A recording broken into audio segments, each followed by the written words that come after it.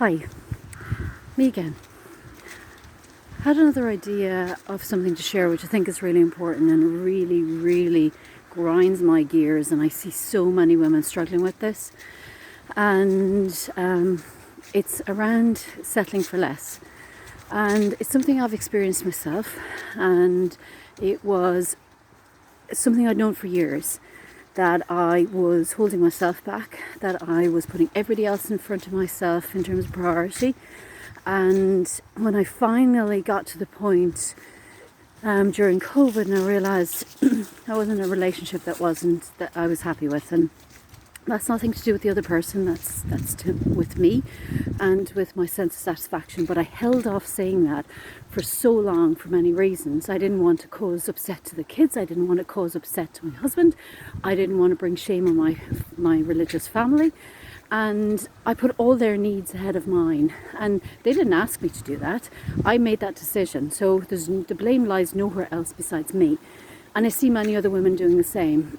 And you want to have that perfect marriage and that perfect family and that perfect life. And we settle.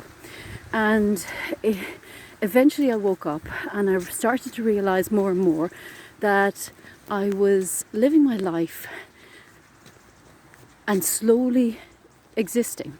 And I felt like I was dying by carbon monoxide. It was so slow and subtle that I started to barely recognise who I was, what I was doing, how compliant I was being, which is totally not me. As these videos start new trends and I go, fuck that shit, I don't need permission to post, I don't need anyone's permission to share my perspective. And I see this all around me. And I feel really sad when I see this. I had huge sadness for myself, for the decades I lost because I settled. And even though it's been a hellish ride, I have never for a single second regretted the decisions I've made, because I know those decisions are me not settling. Those decisions are me saying, fuck that shit. I get one life.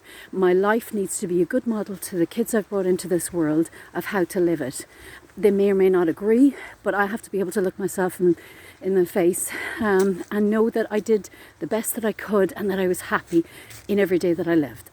So if you're a woman who this message resonates with and you feel like you're settling, please don't. I'm not saying take the plug out straight away. You need to be ready. You're never totally ready, but like parenting, that little bundle arrives in your arms and nothing prepares you for it.